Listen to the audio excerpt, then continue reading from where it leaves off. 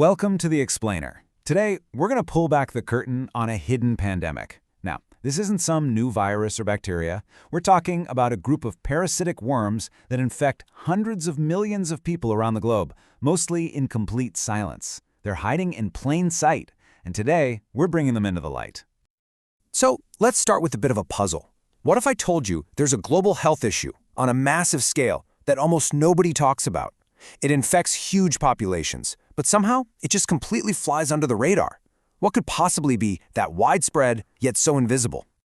Well, the answer is a condition called Mansonellosis, and it's caused by a group of parasitic roundworms, what scientists call neglected filarial nematodes. They've been overlooked for decades, and for a simple reason. The symptoms are often really mild or even non-existent, and they tend to affect remote communities that are already underserved. Now, just to be super clear, we're not dealing with single-celled organisms here. These are complex, multicellular animals. They're technically known as metazoan endoparasites. That's just a fancy way of saying they're animals that live inside of other animals. And in this case, that other animal is us. All right, so let's meet the main culprits behind Mansonellosis. There are three main species that are known to infect humans, and what's really fascinating is that each of their names tells a story, a little piece of medical history. First up, the genus name itself, Mansonella. This is a shout-out to Sir Patrick Manson, who's basically known as the father of tropical medicine. Why? Because he's the one who first figured out that insects could carry and transmit these kinds of parasites, a total game-changer for understanding infectious disease. And under that family name, you've got the three main players we're focused on today: Mansonella ozzardi, Mansonella persistens, and Mansonella streptocerca. Each one is its own character, with its own habits and behaviors. And this is where the names get so cool. Mansonella ozzardi gets its name from A.T. Ozzard, the doctor who first collected it. Mansonella perstans comes from the Latin word for to endure, because, well, it's incredibly stubborn and can survive in the human body for years and years. And Mansonella streptocerca is named for how it looks under a microscope. Its name literally means twisted tail in Greek, because it has this unique little hook shape, like a shepherd's crook. So where on earth are these parasites actually found? Well, their geographic footprint is pretty huge, but it's also very specific, spanning across 2 different continents. Let's take a look at the map. The way they're spread out is actually really interesting. Mansonella ozzardi, that's a strictly New World parasite. You'll only find it in Central and South America and the Caribbean. Mansonella streptocerca, confined to the Old World, specifically in tropical Africa.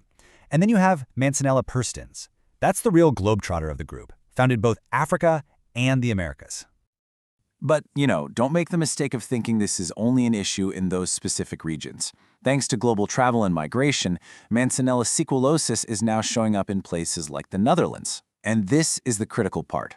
Because it's not on the radar for local doctors, diagnoses are often delayed, sometimes for a very long time, leaving people with chronic symptoms that nobody can explain. Okay, so let's get into the nitty-gritty. How does this invasion even happen? How do these worms get inside a person, and where do they decide to set up camp? The whole journey is a really intricate and, frankly, kind of incredible biological process. It all kicks off with the bite of a tiny insect, usually a midge. The midge injects these microscopic larvae into your skin. From there, the larvae migrate and grow up into adult worms. Now, for Mansonella perstans, they like to go deep, setting up shop in the cavities around our organs. There, they start producing thousands of new baby larvae, called microfilariae, that cruise through the bloodstream, just waiting for the next midge to come along and pick them up. Mansonella ozzardi follows a pretty similar game plan. It gets in through the bite of a midge or a blackfly. But once it's inside and grown up, it chooses a different neighborhood. The adult worms don't go as deep.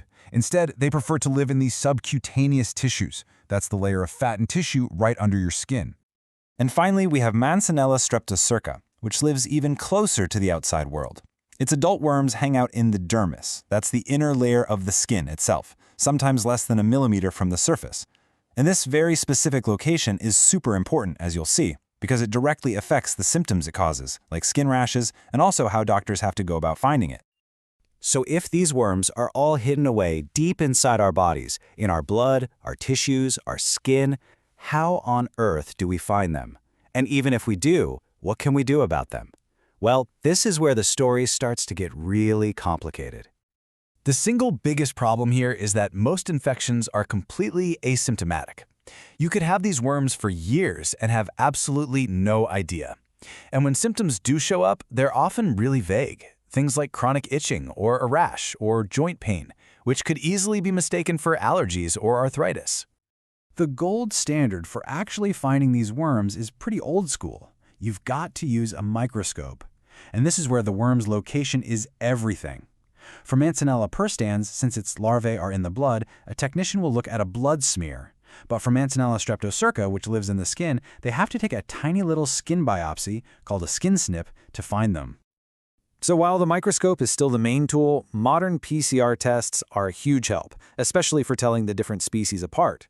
But what about antibody tests? Well, unfortunately, they're not very reliable. They tend to cross-react with other worms, so you can get a lot of false positives. And then you hit the other major wall, treatment. It's notoriously difficult. A lot of the standard anti-worm medications that work on other parasites just don't work well here. And Mansonella perstans, staying true to its name, the enduring one, is especially resistant. It makes it an incredibly frustrating infection to treat. So, with all these roadblocks in diagnosis and treatment, what's next? What does the future look like for getting this silent pandemic under control? Well, the focus is really shifting to two key areas: prevention and some really innovative new research. Right now, the best offense is a good defense. It all comes down to preventing the bites from those midges and black flies in the first place. And that means using simple, effective measures: insect repellents, long-sleeved clothes, and good screens on your windows. Low tech, but it works. But here's where the research gets really clever. Scientists discovered that these worms have a roommate, a bacteria called Wolbachia, that lives inside of them. And it turns out the worm can't survive without this bacteria. So the new thinking is, hey, if we can't kill the worm directly, what if we target its roommate? By using common antibiotics to kill the bacteria, we might be able to kill the worm indirectly. It's a fantastic idea that's showing a lot of promise. We pulled together a ton of research from clinical studies and parasitology reports to build this explainer. And if you're a science nerd like me and you want to go even deeper, we've linked all of our sources for you in the Notebook LM document in the description below. Mansonellosis is such a powerful example of the many diseases that are affecting millions of people in silence. So our question to you is, what should we investigate next? Let us know your ideas in the comments. And hey, if you found this useful, don't forget to subscribe for more explainers.